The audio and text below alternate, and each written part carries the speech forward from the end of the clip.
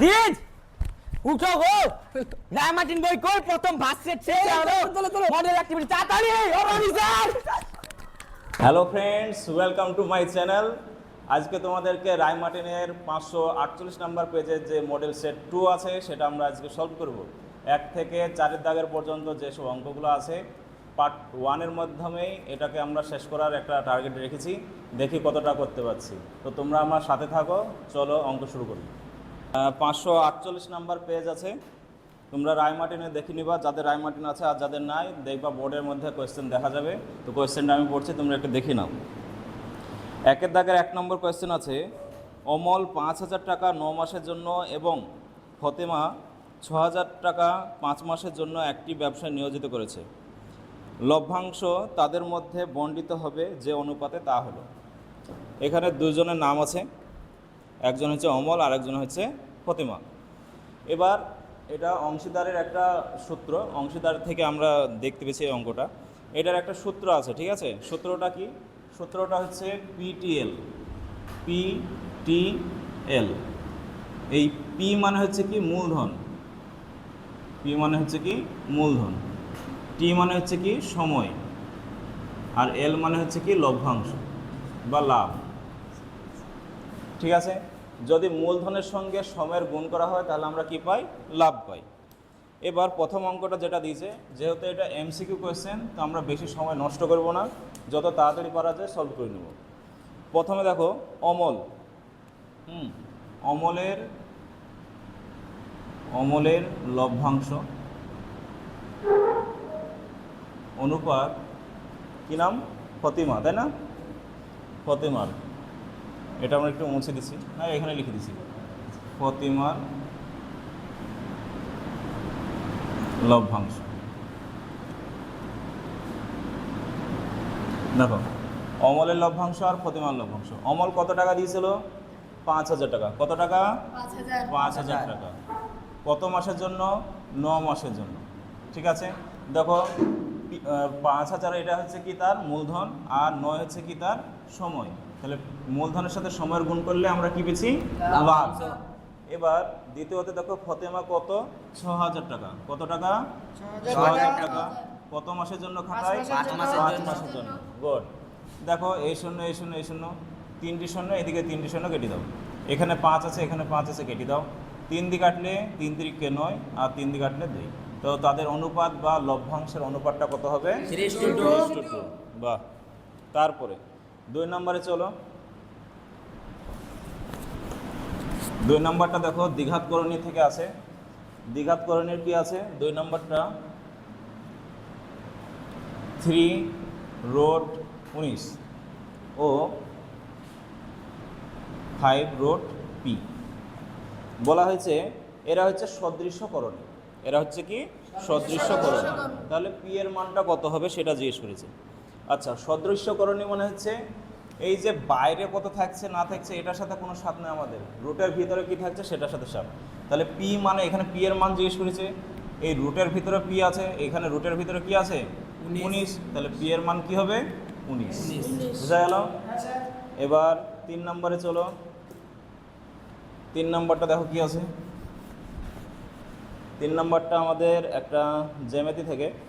দেখো আর ব্যাসার্ধের দুটি সমান বৃত্ত, আর ব্যাসার্ধের দুটি সমান বৃত্ত একটি অপরটির কেন্দ্রগামী। আচ্ছা, 3 নম্বর, দুটি বৃত্ত একটি অপরটির কেন্দ্রগামী, এইটা হচ্ছে কেন্দ্র, তার মানে ঠিক এইরকম, ঠিক আছে? মানে এই বৃত্তের কেন্দ্র হচ্ছে এটা, আর এই বৃত্তের কেন্দ্র হচ্ছে এটা। এটার নাম দিলাম আমি এ, এটার নাম দিলাম বি। তাহলে এ কেন্দ্রীয় একটা বৃত্ত আছে আর বি কেন্দ্রীয় একটা বৃত্ত আছে। বলা হয়েছে তাদের সাধারণ যে দৈর্ঘ্য কত? সাধারণ যে মানে হচ্ছে এই মিডল বরাবর এইভাবে টানলে যেটা আসছে আমাদের যে, সেইটার দৈর্ঘ্য কত সেটা জিজ্ঞেস করেছে। আচ্ছা, এটাকে আমরা বের করব কিভাবে দেখি। প্রথমত দেখো এই যে এ থেকে আমরা বি এর দিকে আসছি, এই দৈর্ঘ্যটা এত একটা ব্যাসার্ধ, তাই না? তাহলে ব্যাসার্ধ মানে কি? আর, ঠিক আছে? আবার এই কেন্দ্র থেকে যদি আমরা এইদিকে আসি তার মানেও এটা ব্যাসার্ধ। আমাদেরকে এই বাহুটার মানটা আমাকে বের করতে হবে। জে এর মানটা। তাহলে এক কাজ করি, এটা যদি একটা ব্যাসার্ধ হয় তাহলে আমি এক কাজ করি, এইখান থেকে যদি আমি এই পর্যন্ত একটা অঙ্কন টানি তাহলে এটাও আমার ব্যাসার্ধ। ঠিক লিখলাম? Yes sir. এইটার আমি নাম দিলাম ও, ঠিক আছে, এটার নাম দিলাম আমি পি। দেখো এখানে কি কি আছে, এপি, এপি সমান সমান এ বি, ঠিক আছে। এবার এ বি আমার কি, আর মানে ব্যাসার্ধ। এ বি যদি আমার ব্যাসার্ধ হয় তাহলে এ বিও আমার কি ব্যাসার্ধ। আর একটা যে এই যে কেন্দ্রবিন্দুগামী কি হয়, লম্ব হয়, ঠিক আছে। এটা একটা উপপাদ্য সূত্র।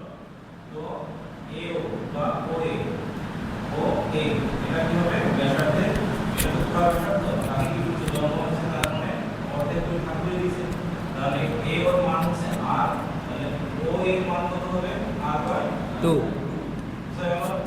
হ্যাঁ স্যার।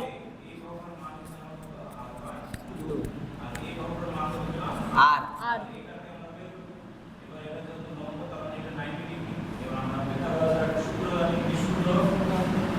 আমরা জানি অতি স্কয়ার, অতি স্কয়ার সমান হচ্ছে কি লম্ব স্কয়ার প্লাস ভূমি স্কয়ার, ঠিক আছে। এবার এখানে অতিকে এটি, তাহলে এটি স্কয়ার সমান লম্ব, লম্ব মানে হচ্ছে পিও বা ওপি, ওপি স্কয়ার, তাহলে ভূমি, ভূমিকে এখানে ও আর ও এ, ও এ তাহলে স্কয়ার। এখান থেকে আমরা পি ও এটার মান বের করব বা ওপি এর মান বের করব। এ এর মান কত আর, তাহলে আর স্কয়ার হবে সমান ওপি এর মান কত ও পি, এটার মান আমরা জানি, তাহলে ওপি স্কয়ার ইকুয়াল প্লাস ও এ, ও এ এটার মান হচ্ছে আর বাই 2, আর বাই 2 তার স্কয়ার, ঠিক আছে।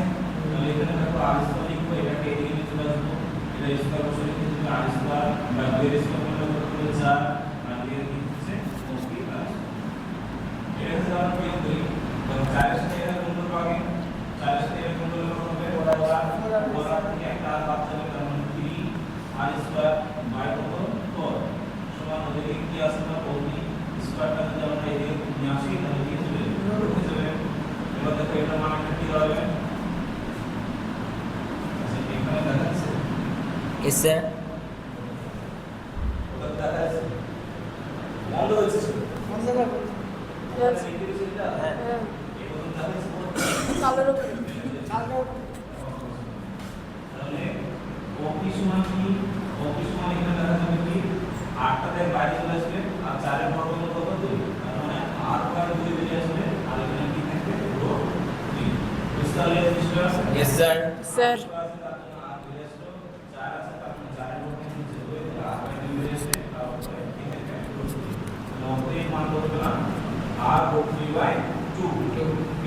Yes sir.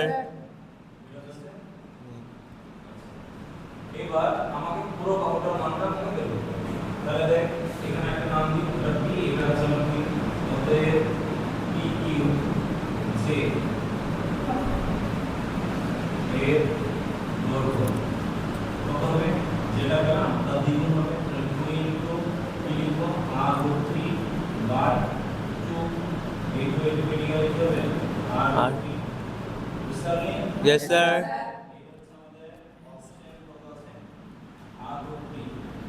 অপশন সি, ঠিক আছে, অপশন সি হচ্ছে আমাদের অ্যান্সার। আচ্ছা তারপরে আমরা চলো সময় নষ্ট করা যাবে আজকে, একটা পার্টের মধ্যে আমরা 4 থেকে পর্যন্ত দেওয়ার চেষ্টা করব।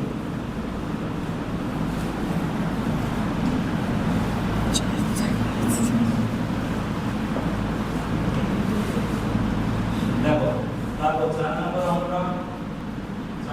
আমরা একটা বইয়ের অঙ্ক করব। বইয়ের অঙ্ক কি আছে, cos 40 ডিগ্রি প্লাস থিটা, ঠিক আছে, তারপর মাইনাস sin 50 ডিগ্রি মাইনাস, ঠিক আছে। Okay sir. Yes sir. তাহলে এখানে কার মান, আচ্ছা এটার মান কত হবে সেটা জিজ্ঞেস করছে, ঠিক আছে। যে এখানে একটা তুমি চেঞ্জ করতে পারো, এটা প্রোটনের যে আমরা চ্যাপ্টারটা করেছিলাম ওখানকার একটা শর্ত আছে, ঠিক আছে, যে কোনো একটা চেঞ্জ করলে হবে। আমি এটা যদি চেঞ্জ করি, ওই ক্লাস আমি এটাকে চেঞ্জ করেছি, ঠিক আছে, এটা যদি আমরা চেঞ্জ করি, দেখো এখানে cos আছে, এটাকে আমরা এরকম লিখতে পারি, আমরা সূত্র জানি কি sin 90 ডিগ্রি মাইনাস থিটা, এটা মানে হচ্ছে cos থিটা। ঠিক আছে, তাহলে এখানে দেখো cos থিটা, এর পুরোটা মানটা কি cos থিটা। তাহলে আমি এইটা বলতে এই যে এই জিনিসটা লিখতে পারি, তাহলে আমি এখানে লিখব sin 90 ডিগ্রি 90 ডিগ্রি 90 ডিগ্রি থেকে যদি আমরা এটাকে বাদ দিই, এটা মানে হচ্ছে তোমার 40 ডিগ্রি প্লাস, ঠিক আছে, মাইনাস sin যেটা আছে সেটা লিখব 50 মাইনাস থিটা। এবার পরের লাইনে দেখো, এবার এটাকে আমরা লিখতে পারি sin, এটাকে আমরা ক্যালকুলেশন করো 90, এটাকে হবে মাইনাস 40 মাইনাস থিটা আছে মাইনাস থিটা, তারপর sin 50 ডিগ্রি মাইনাস থিটা, এটাকে হবে এবার sin 90 থেকে 40 যদি বাদ যায় তাহলে কত হবে 50 মাইনাস কি আছে থিটা মাইনাস এখানে কি sin 50 ডিগ্রি মাইনাস থিটা। দেখো একই জিনিস না, sin এটা তো sin theta minus sin theta একই জিনিস, তাহলে কেটে গেলে বা বাদ চলে গেলে কি চলে আসবে না 0। ঠিক আছে, আচ্ছা এবার 4 নাম্বার আমাদের গেল, এবার 5 নাম্বার আছে।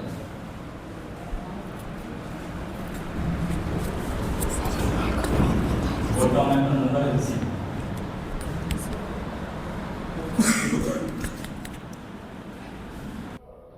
আচ্ছা, কোথায় ছিলাম? 5 নম্বরে। একটি ঘনকের ঘনফল x, সমগ্রতলের ক্ষেত্রফল হচ্ছে y এবং কর্ণ হচ্ছে z, তাহলে yz বাই x এর মান কত সেটা জিজ্ঞেস করেছে। আচ্ছা 5 নম্বরে দেখো ঘনফল, তাহলে একটা ঘনক থেকে নিয়েছে, হ্যাঁ, ঘনকের ঘনফল, ঘনফল মানে হচ্ছে আয়তন, ঘনকের আয়তনের ফর্মুলা কি? ঘনকের আয়তন। আচ্ছা তার আগে আমি বাহুটাকে ধরে নিই, হ্যাঁ, ঘনকের বাহু, এটা কি ধরবো? এ ধরি, ঠিক আছে। অতএব ঘনকের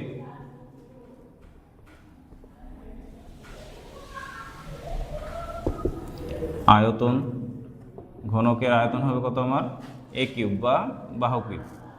তারপর আচ্ছা ঘনফলটাকে x হিসাবে চিহ্নিত করেছে, তাহলে আমি এটাকে একবার লিখে দিচ্ছি, ঘনকের আয়তন মানে x মানে হচ্ছে কি a কিউব। তারপর ঘনকের ক্ষেত্রফল, সমগ্রতলের ক্ষেত্রফল বলেছে, আচ্ছা সমগ্রতলের ক্ষেত্রফল, ঘনকের সমগ্র তলের ক্ষেত্রফল, ঘনকের সমগ্রতলের ক্ষেত্রফলের ফর্মুলা কি? 6 ইন্টু বাহু স্কোয়ার বা a স্কোয়ার। তারপর ঘনকের কর্ণের দৈর্ঘ্য, তাই না, কর্ণের দৈর্ঘ্য, ঘনকের কর্ণের দৈর্ঘ্যকে কি হিসাবে চিহ্নিত করছে? জেড হিসাবে, এটা ছিল y, তাই না, y। আচ্ছা ঘনকের কর্ণের ফর্মুলা কি? বাহু, বাহু মানে a√3, তাই তো। এবার এখানে আমাকে মান জিজ্ঞেস করেছে yz, অতএব yz বাই x এর মানটা কত? দেখো yz, y এর মান কত? y এর মান হচ্ছে 6a square into Z, Z এর মান কি? a ইন্টু, আচ্ছা x এর মান কত? a cube. বা তাহলে একটা আর এখানে দুটো, তাহলে কটা হয়ে যাবে? 3টে হয়ে যাবে। তাহলে এখানে পরের লাইনে উত্তর কত হবে? 6√3, ঠিক আছে। আচ্ছা তারপর 5 নাম্বার গেল আমাদের, এবার 6 নম্বর শুরু হবে। 6 নম্বরটা রাশিবিজ্ঞান থেকেই, রাশিবিজ্ঞান এখনও তোদের ক্লাসে আমি শুরু করিনি, কিন্তু এখানে রায়মার্টিনে আছে, সেই হিসাবে করে দিছি। 6 নম্বরে কি আছে? আমাদের কিছু তথ্য দেওয়া আছে রাশিবিজ্ঞান থেকে। দেখ প্রথম তথ্যগুলো কি দেওয়া আছে? 1 3 1 3 4, তারপর কত? 5 7 4, আর কিছু আছে না। এই সংখ্যাগুলির গড় দেওয়া আছে আমাদের কত? m দেওয়া আছে। তাহলে আমরা কাজ করব, এগুলোকে সবাইকে সমষ্টি করব। সমষ্টি করি দেখি, 1 যোগ 3 যোগ 4 যোগ 5 যোগ 7 যোগ 4, কটা সংখ্যা 6টা, তাহলে 6 দিয়ে ভাগ করব। এটার আমাদের গড় দিয়ে আছে কত, m দিয়ে আছে। তাহলে সবগুলাকে অপরে যদি আমরা যোগ করি, তাহলে যোগ করলে দেখছি কত, 24 হয়। 24/6, তার মানে হচ্ছে m সমান কত আসবে, 4 6 24, অর্থাৎ 4 আসবে। এবার তারপরে দেখ আর একটা তথ্য দিয়ে আছে 3, তারপর কত বল, 2 2 4, তারপরে 3 3 আর p। এই সংখ্যাগুলির আবার গড় দেওয়া আছে। তাহলে আমি এক কাজ করি, সংখ্যাগুলোকে যোগ করি। 3 যোগ 2 যোগ 2 যোগ 4 যোগ 3 যোগ 3 যোগ p। কটা সংখ্যা হচ্ছে আমার, 3টা 4টে 7টা, তাহলে 7। এটার গড় দেওয়া আছে আমাদের কত, m-1। তাহলে অপরে দেখি সবগুলোকে যোগ করি। 3 3 6 6 4 10 10 4 14 3 17, তাহলে 17 বাই কত, 7। এদিকে m এর মানটা আমরা জানি কত, 4, তাহলে 4 - 1, তাহলে কত হবে আমার এখানে, 17 প্লাস p, এখানে পিটা লিখিনি, 17 প্লাস পি। দেখ 17 প্লাস পি সমান এখানে কত বেরাবে, 3 বেরাবে না, তাহলে 3 7 কত হবে আমার, 21 হবে। এটা আমি 3 লিখে দিলাম, 3 7 21, তাহলে পি সমান কত হবে, 21 মাইনাস 17 সমান হবে কত, 4। তাহলে পি এর মান কত পেলাম, 4 পেলাম। আবার বলা হয়েছে এই তথ্য থেকে মধ্যমাও বের করতে হবে। যদি এই তথ্য থেকে আমাকে মধ্যমা বের করতে হয়, তাহলে আমি আগে সাজে নিব। দেখলাম যে পি এর মানটা কত, 4, তাহলে এক কাজ করি, সাজে নিই। 2 হবে আগে, দুটো 2 আছে, তারপরে 3টে 3 আছে, তারপরে 4, তারপর পি এর মানটাও 4 পেলাম। এই তথ্য থেকে যদি মধ্যমা বের করি, এদিকে 3টি এদিকে 3টি বাদ, তাহলে এই মধ্যখানে যে আছে সেই আমার কার মান, কিউ এর মান। তাহলে আমাদের এবার বইয়ে জিজ্ঞেস করেছে পিউ প্লাস কিউ এর মান কত। পি এর মান দেখলাম আমরা কত, 4, কিউ এর মান কত, 3, তাহলে 4 আর 3 যোগ করলে কত হবে, 7। তাহলে আমাদের এই 6 নম্বর প্রশ্নের উত্তর হচ্ছে কোনটা, অপশন ডি। আচ্ছা, এবার 2 এর দাগেরগুলো চলো।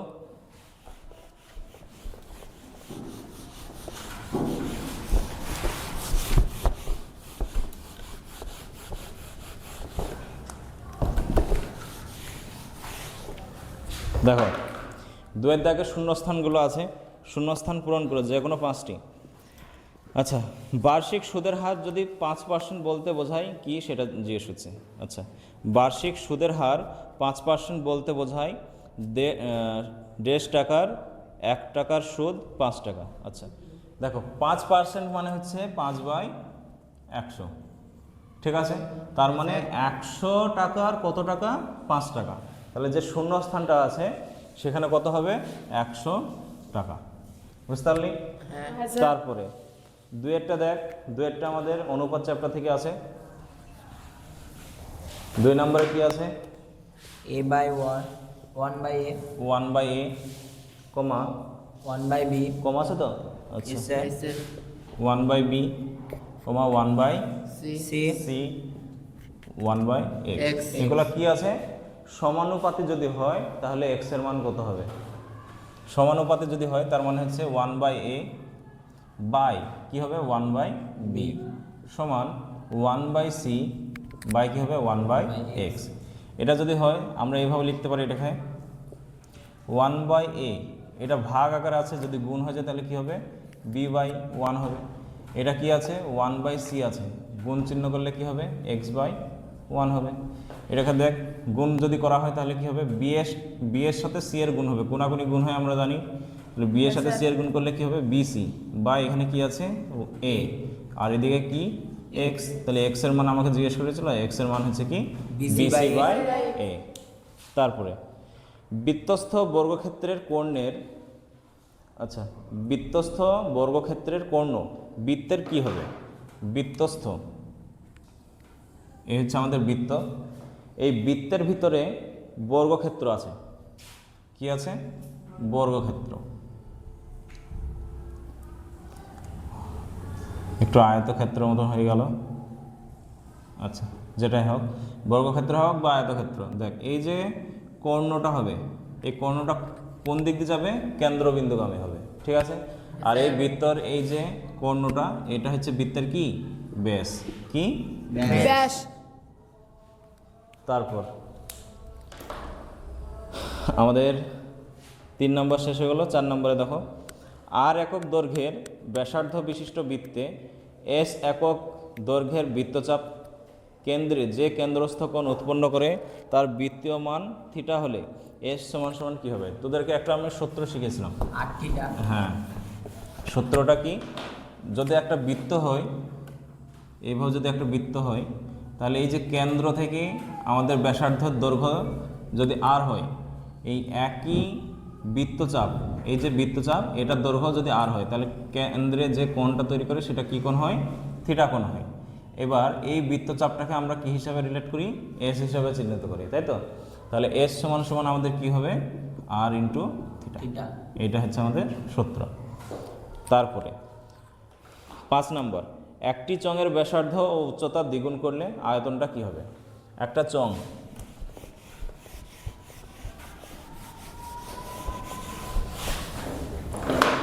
দেখো কত নাম্বার? 5 নাম্বার। একটা চং, এই হচ্ছে চং, এই হচ্ছে চং। এই চঙের আমাদের কি দেওয়া আছে? ব্যাসার্ধ, ব্যাসার্ধ এবং উচ্চতা।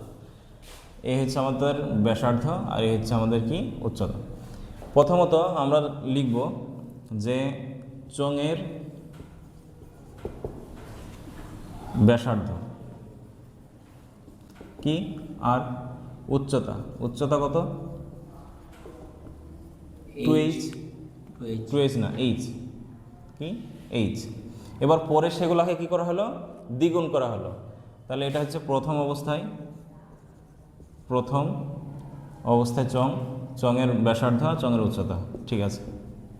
তারপরে এটাকে যদি আবার পরে চেঞ্জ করা হলো, মানে পরে, এটা প্রথমে না লিখে আমি পূর্বে লিখে দিলাম, ঠিক আছে? পূর্বে, পূর্বে চঙের ব্যাসার্ধ, তারপরে পরে চঙের ব্যাসার্ধ।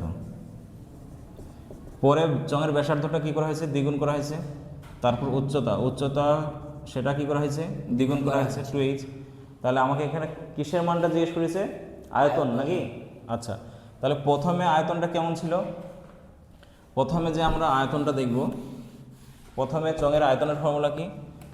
পাই। প্রথমে বা পূর্বে, পূর্বের আয়তন আর পরের আয়তন। পূর্বে ফর্মুলা হচ্ছে পাই আর স্কোয়ার এইচ, পরেও কি? পাই আর স্কোয়ার এইচ। কিন্তু পরে এটার আমরা মানটা বসাবো, কারণ ব্যাসার্ধ দ্বিগুণ হয়ে গেছে, উচ্চতাও দ্বিগুণ হয়েছে। তাহলে আমরা পাই লিখব, আর এর জায়গায় কি লিখব?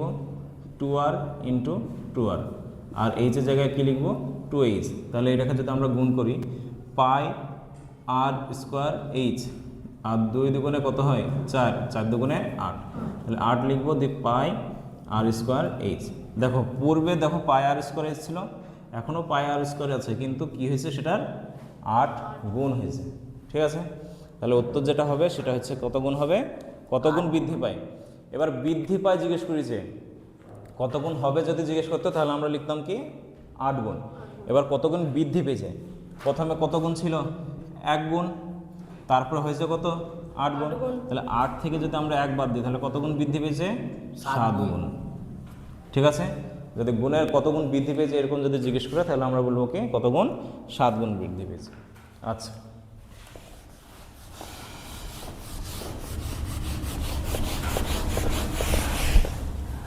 আমাদের এখানে একটা চোর আছে, সে সব সময় যা তা একটা চুরি করে নিয়ে চলে যাচ্ছে, এটা ভিডিওর বাইরে, ঠিক আছে? কি হলো? আচ্ছা, তারপর দেখো তেমন কিছু না, এখানে আমার স্টুডেন্ট আছে কটা, তারাও ক্লাস করছে।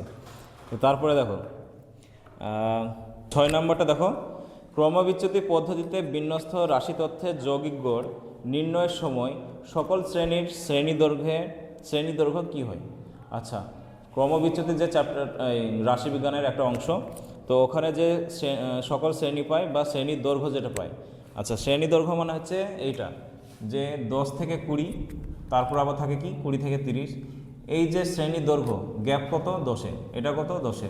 এই যে শ্রেণী দৈর্ঘ্য সেটা কি থাকে? সমান থাকে। আচ্ছা, তারপরে সত্য মিথ্যাতে চলো। সত্য মিথ্যায় প্রথমটা দেখো,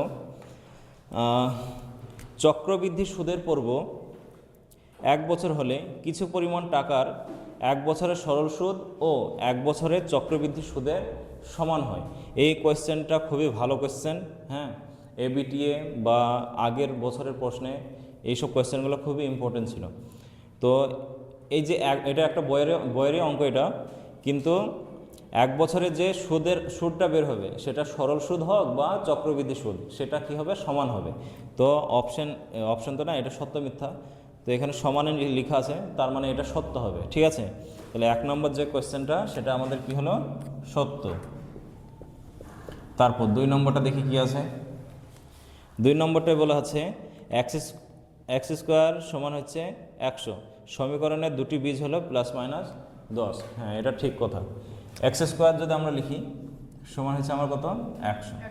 তাহলে আমরা যদি এক্স লিখি, এই স্কোয়ারটা যখন এইদিকে চলে যাবে তার মানে আমার +- চলে আসবে, ঠিক আছে। সমান হয় কি, এবার এক্স +-100 বর্গমূল কত হয়, 10। তো এটাই আমাদের দেওয়া আছে, তো এটাও কি হবে, সত্য হবে। তারপর 3 নম্বরে কি আছে দেখো। 3 নম্বরে আছে স্পর্শ বিন্দুতে স্পর্শকের ওপর অঙ্কিত লম্ব বৃত্তের কেন্দ্রগামী। স্পর্শ বিন্দুতে স্পর্শকের ওপর অঙ্কিত লম্ব বৃত্তের কেন্দ্রগামী। আচ্ছা, হ্যাঁ, ঠিকই তো লিখেছে। এই হচ্ছে আমাদের কি সেই বৃত্ত, এটা হচ্ছে কি স্পর্শক, এটা হচ্ছে স্পর্শক বিন্দু, এটা কেন্দ্রের থেকে কি হয়, কেন্দ্রবিন্দুগামী হয় না, এটা লম্ব, ঠিক আছে। কেন্দ্রবিন্দুগামী হয় বলেই লম্ব, ঠিক আছে। তো এটা যে প্রশ্নটা, এটাও কি হবে, সত্য হবে। তারপরে তোদের এটা করালাম, চ্যাপ্টারটা হয়ে গেছে। তারপর 4 নম্বর, যদি আলফা ও বিটা কোণ দুটি পরস্পর পূরক হয়। আচ্ছা,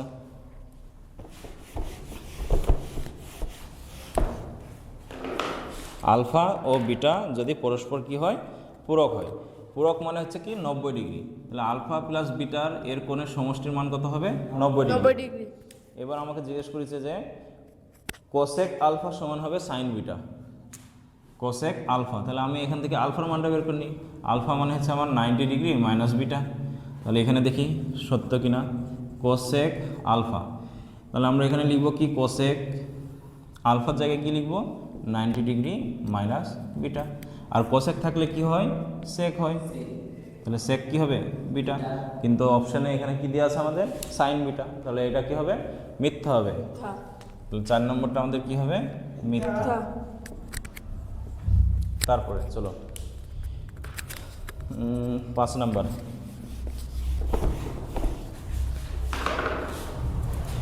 5 নম্বরে আছে দেখো, একটি অর্ধগোলক ও নিরেট শঙ্কুর ব্যাসের দৈর্ঘ্য সমান ও উচ্চতা সমান হলে তাদের বক্রতলের ক্ষেত্রফলের অনুপাত 1:√2। আচ্ছা, অর্ধগোলক মানে হচ্ছে একটা ধরো বাটি এরকম, আর শঙ্কু মানে হচ্ছে ধরো একটা কর্নেটো আইসক্রিম, ঠিক আছে।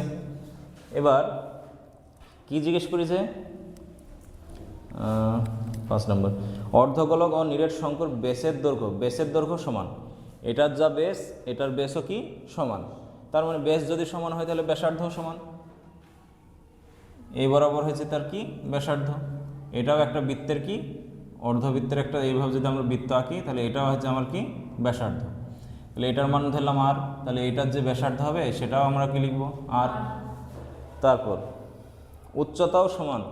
এইটার যে উচ্চতা আছে, এইটা যে উচ্চতা, তার মানে আর মানে কি এইচ, বা এইচ মানে আর আমরা লিখতে পারি।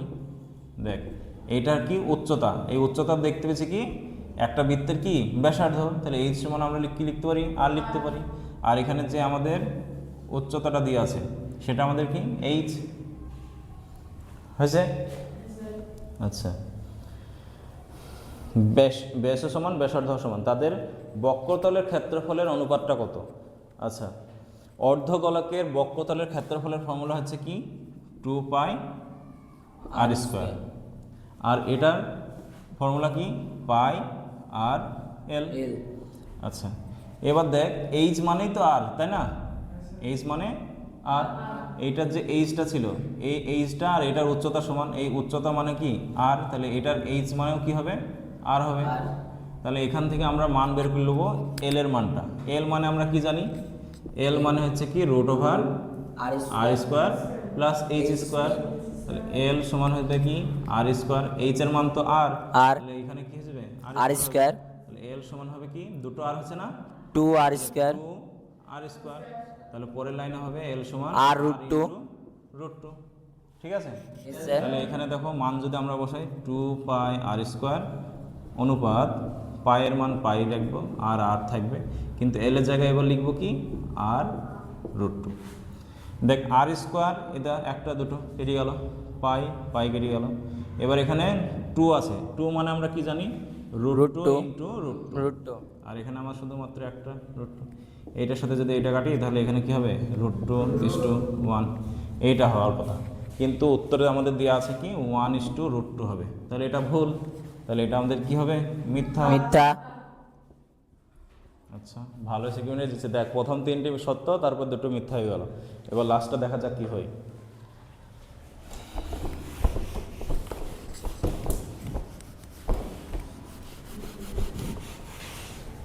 আচ্ছা কত নম্বর 6 নম্বর না? 6। লেখচিত্র কেবল বৃহত্তর সূচক ও ক্ষুদ্রতর সূচক অজাইবের ছেদবিন্দু থেকে মধ্যমার মান পাওয়া যায়, কিন্তু যে কোনো একটি অজাইব থেকে মধ্যমার মান পাওয়া যায় না। এটা ভুল কথা, কারণ আমরা দেখেছি অজাইব মানে হচ্ছে লেখচিত্র, ঠিক আছে? এই বৃহত্তর সূচক বা ক্ষুদ্রতর সূচক যেটাই হোক না কেন, এইভাবে এইখানে যদি আমরা এখানে দেখি এরকম কিছু বিন্দু পাই, এইখানে যেটা পাই সেটা মধ্যমা, এইখানে যেটা পাই সেটা মধ্যমা, বা যদি আমরা একসঙ্গেও দেখতে পাই যেখানে মিলে সেটা হচ্ছে আমার মধ্যমা। তাহলে অজাইব চ্যাপ্টারের থেকে আমরা কয়েকটা শর্ট কোয়েশ্চেন কমন দিয়ে দেবো, এখন না কিন্তু অনেক পরে, পরীক্ষার আগে দিয়ে দেবো। তো এই যে কোয়েশ্চেনটা, এই কোয়েশ্চেনটার উত্তর হবে কি মিথ্যা। ঠিক আছে, অজাইবের মাধ্যমে মধ্যমা কিন্তু নির্ণয় করা যায়, কিন্তু এখানে দেওয়া আছে পাওয়া যায় না, তাহলে এটা কি হবে মিথ্যা হবে। তাহলে খুব ভালো একটা সিকোয়েন্স হলো, প্রথম 3টি সত্য তারপর 3টি কি মিথ্যা। আচ্ছা এবার 4-এর দাগের অঙ্ক, টাইম বেশি নেই।